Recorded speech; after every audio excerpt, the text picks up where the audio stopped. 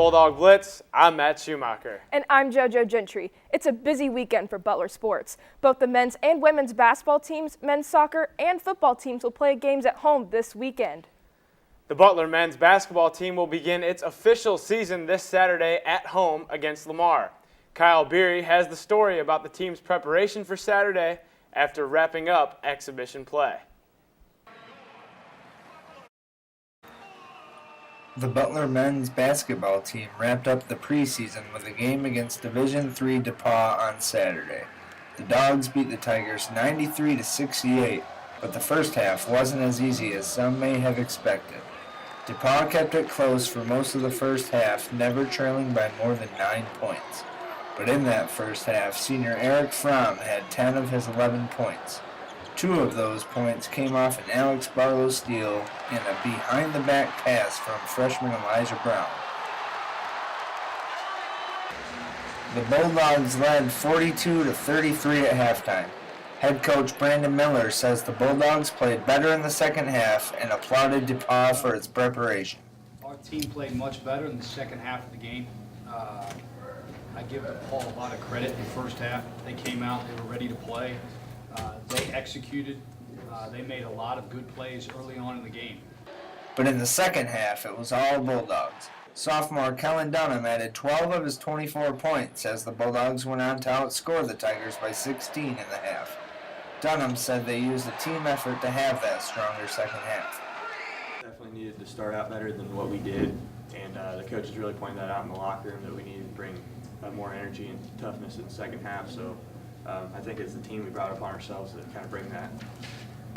Brown also had a big game for the Dogs, scoring 18 points, including a rare 4-point play. Brown says the energy from the fans and his teammates fueled his big day. We played well as a team. That's where it started. My teammates were able to be out there, kind of help me get going. The energy was great in the arena. The fans came out and supported us. So it was good for me. It really helped me get going out there. Brown said the tune-up games have helped him prepare, but he's ready to begin the real deal on Saturday as they open the regular season against Lamar. But as far as next Saturday, that's when the real thing starts. So I think I've had some good preparation for it, but I definitely can't wait. So with the preseason over, the Bulldogs switch focus to the Lamar game on Saturday. For the Bulldog Blitz, I'm Kyle Beery. Junior Andrew Smethers has announced that he is leaving the Butler men's basketball program, according to a press release from Butler Athletics.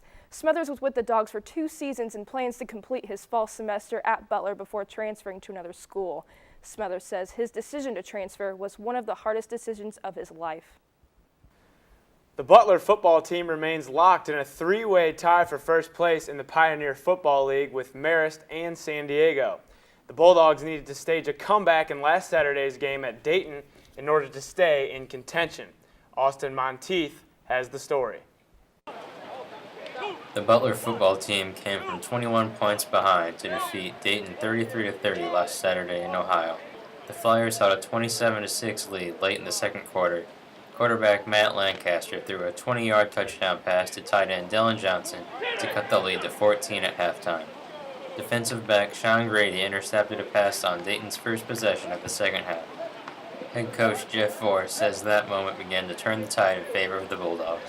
We got a stop and a score right before half to take it back to a 2-possession game. And I think that allowed us to go into the locker room with some hope and take a deep breath and make some adjustments. When we came out and they received the opening kickoff and Sean Grady's interception and field goal that followed that really started us, was a springboard to start us on our way back.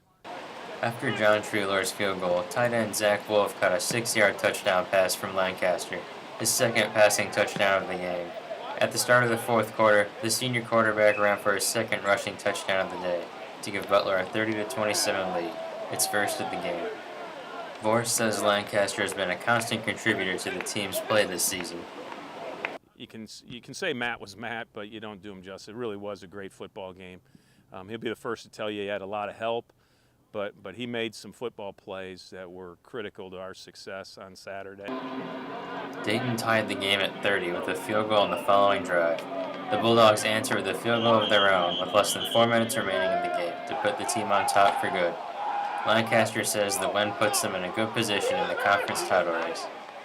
It's a lot of excitement, obviously. It's a big win for us. It's a rivalry game. It's a PFL win, and it keeps us in the hunt for first place in the conference. And that's enough said, I think. The Bulldogs will celebrate Senior Day this Saturday as they host Valparaiso at the Butler Bowl at 1 p.m.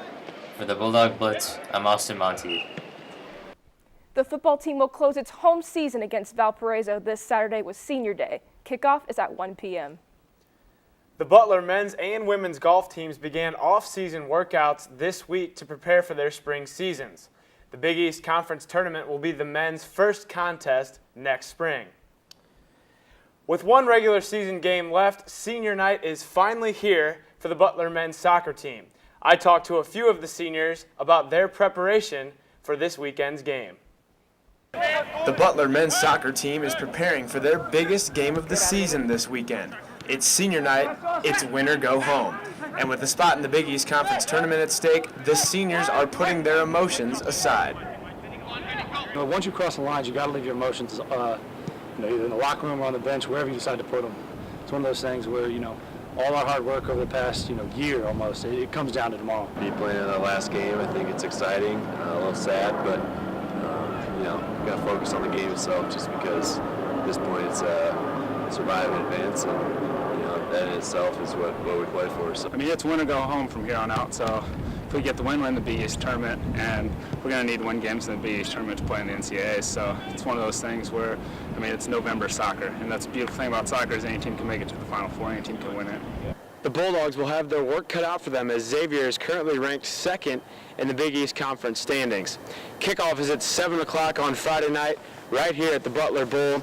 Reporting for the Bulldog Blitz, I'm Matt Schumacher. The Butler women's soccer team wrapped up its official season, losing to St. John's 3-2 in the Big East quarterfinals. The Lady Bulldogs finished the regular season with 11 wins, 2 losses, and 7 games that ended in a tie. The Butler women's volleyball team is staying competitive on the back-to-back stretch of conference play to earn a spot in the Big East Conference Tournament. JoJo Gentry has the story. The Butler women's volleyball team plans to stay strong with 6 more conference games to play this season. The Bulldogs are 6-4 in the Big East so far. Head coach Sharon Clark says the team needs to stay focused to do well on the backstretch of conference play. We're in, sitting in the 4th spot, which seems to be the coveted spot since we only have 4 teams that go to our conference tournament. I think that we're in the position where a lot of teams are really chasing us right now. I think we've done a great job in the Big East. I think coming in, people didn't expect too much from us, and we've taken down a lot of teams that we weren't supposed to. I feel we've done pretty good. There are a couple games that we dropped that we should have won. Overall, I think we've done really well in the Big East. We pretty much exceeded everybody's expectations. The team says consistency will be the key to finding success on the court for the rest of conference play. I think for us it's just a matter of playing great volleyball, being consistent, being extremely aggressive. Those are the things that we're working on. I think consistency is the big thing that we need to improve on. And in order to get a spot in the Big East tournament, we're going to have to play hard every single game. I would say overall it would be consistency. We have a really few strong points. Our block is really strong, some really versatile hitters, and our back row really can dig up everything. The team says the Bulldogs will go to the Big East tournament and compete for the top spot. Oh, definitely. There's no doubt in my mind that we're not going to get a spot in the Big East. We'll definitely claim a spot. There's no doubt in my mind that we'll be in the conference tournament, and we'll definitely be competing for the #1 spot in the tournament as well. No doubt. I think we will definitely have one of those spots. I think we've definitely earned it, and we can't wait to win the Big East tournament. For the Bulldog Blitz, I'm JoJo Gentry. Junior outside hitter Kelly Kyle has left the women's volleyball team. Senior Claire Randage is out for the season with a torn ACL, and 2 others are out this week with concussions. This leaves 13 Lady Bulldogs eligible to hit the floor this weekend. That wraps up another edition of the Bulldog Blitz. I'm Matt Schumacher. And I'm JoJo Gentry. Have a great week, Bulldog fans.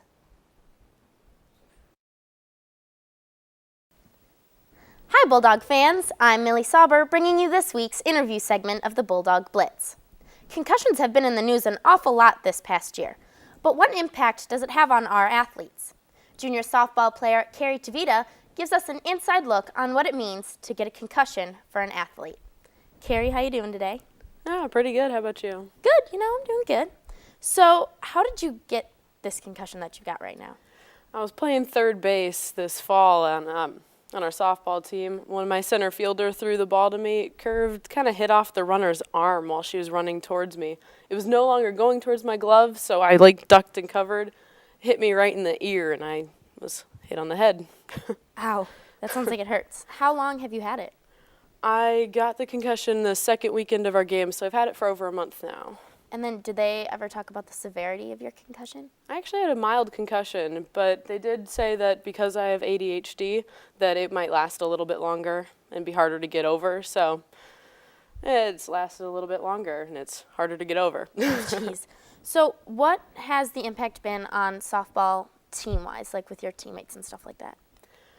It's just kind of hard to keep in touch with my teammates because for a while there, I wasn't allowed to go to practices I wasn't allowed to do anything pretty much.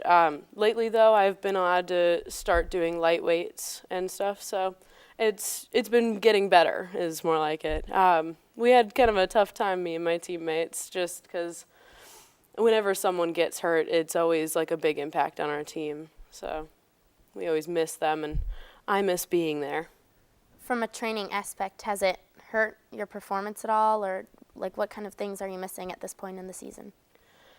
Right now we're doing individuals, but it did kind of hurt me to not be allowed to play during part of our fall season. Always getting in game time is a great thing for softball players. And then, I'm kind of behind now with weightlifting. I went to weightlifting recently, and I could do like half the amount of weight I was doing before I got the concussion, just because of the amount of time I had to take off. Do you know when you're going to be allowed to practice again? The next time I pass my impact test, which hopefully will be this week, actually. So then can you tell us what exactly is an impact test, or what do you guys have to do for that? They sit me in a quiet room alone in front of a computer, and what it does is it basically is almost forcing you to get a headache. They'll flash numbers to you, and you have to memorize the order. And then there's other parts where they'll have words, and you have to remember if that word was in the list or if it wasn't in the list, and it's pretty actually kind of complicated. Now, you had to take one of these your freshman year before you started playing softball, right? Yes, I did. So then they compare the two results? Yeah, my freshman year was a baseline of me not with a concussion, so that when I had the concussion, we would be able to tell when it's gone. Now, what about schoolwork? What does it do in terms of, can you go to class? Are you not allowed to go to class? What does it limit you to? For a little while there, it was really hard for me to go to classes, and I wasn't allowed to even take a test for 3-4 weeks or take any of the quizzes. It happened to be, I got my concussion right before midterms week, so I'm actually still trying to make those up right now. And that's been over 3 weeks later. So it's been really rough on me to try and catch back up in schoolwork. With one of my classes, I'm learning ancient Greek this year.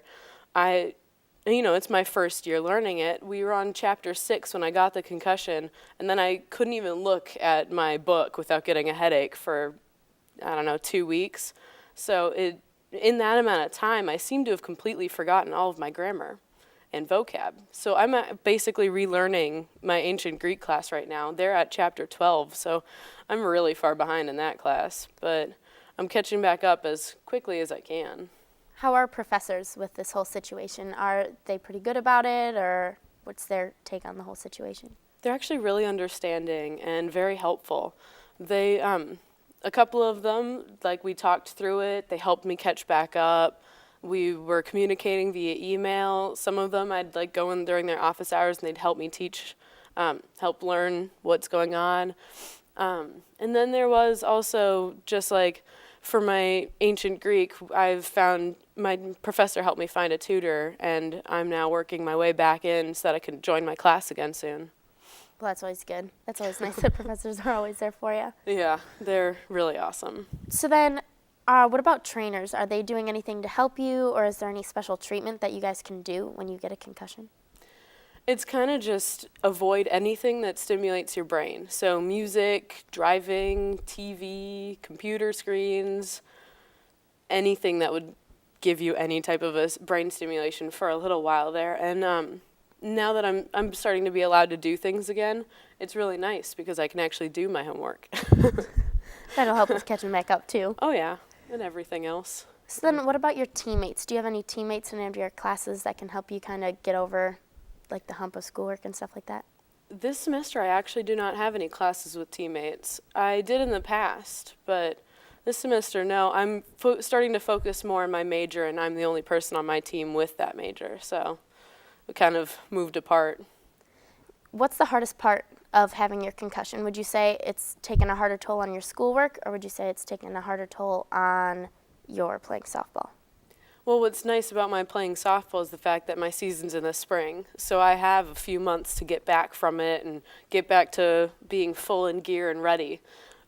With schoolwork, I mean, we're about to go into finals in a month, so I think it's taken a bigger toll on my schoolwork just because I'm not in season. I got it off season, so. Do you know, are you guys going to have to take any special precautions now that you've gotten a concussion? Are you going to have to like wear anything special or do anything special once regular season starts? Thankfully, I don't think so. I don't want to have to wear like a head thing. Unlike other sports, softball is not really considered a contact sport because we're not, like we're not bumping into each other that often. So there's probably nothing special other than make sure I wear a helmet when I'm hitting, which is, required. So then will this affect your position that you play at the moment? Again, I got it in the off season, so it probably won't affect my position playing as long as I work hard to get back and be totally ready for season, which is definitely possible. Well, that's good. Otherwise, do you know, is it going to like affect hitting or anything? Like, have you seen any changes like after having the concussion versus before? I haven't seen like a pitched ball coming at me since I got the concussion, so it's going to take me a little while to catch my eyes back up to the speed of the pitch. But I'm hoping to be fully ready for season. Like, I don't think it'll affect it at all. It'll just take me a couple of weeks of striking out looking like, what?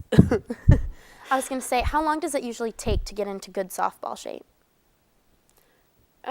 Depends on what good softball shape is. It kind of does also depend on what position you're playing. For pitchers, they have to be in all-around good shape. For our fielders, we also have to be in all-around good shape. Catchers have to have stronger legs and strong shoulders. For me as an infielder, it won't take me too long to get back just because I've been doing this for my entire life. It'll just click back in and start me back up right where I was. Where do you think you're going to have the hardest time coming back from? Will it be in like your weightlifting and conditioning, or will it be just your catching, your hitting? I think it'll be my conditioning and weightlifting because I haven't been allowed to run since I got the concussion, and that's a long time to not be allowed to run. Oh, I'm sure. So, yeah, I'm kind of scared almost to start conditioning back up. But weightlifting, it'll take me a while to catch back up on that too. And then once you get into your season, what do you think would have happened if you had gotten your concussion during then? Do you think that it would have sped up any sort of process for you or anything like that? I'm not really sure. I mean, if I got it in the season, I know I've had teammates in the past that have gotten it in season. So they would just come and watch our practices and, like watch weightlifting, and eventually they'd come back. So if I'd gotten it in season, I would just be really sad that I'm not playing on the field. Who all are you looking at playing this year and upcoming with the Big East? What are your guys' goals? Our goals are to win the Big East. I don't know about you, but that seems like every team's goal. Do you have any teams that you're specifically looking at really hammering down with, or do you have a certain rival in softball? Well, since we've changed divisions a few times, conferences. Since we've changed conferences a few times recently, we don't actually have a rival anymore. So we're going to look into figuring out who's our rival this coming season, I guess. Well, that'll be good. And then especially for you, do you have any personal goals for yourself this upcoming season? I want to do better every year. So last year I was pretty good, but I want to be even better this year. Well, that'll be good. What's your favorite part of softball to end it? My favorite part? Everything. I love hitting, I love getting on the field, and I love the audience. It's nice to always have people come watch us. Well, that'll be good. And Carrie, thank you so much for coming on. That's all we have time for. And for the Bulldog Blitz, I'm Millie Sauber.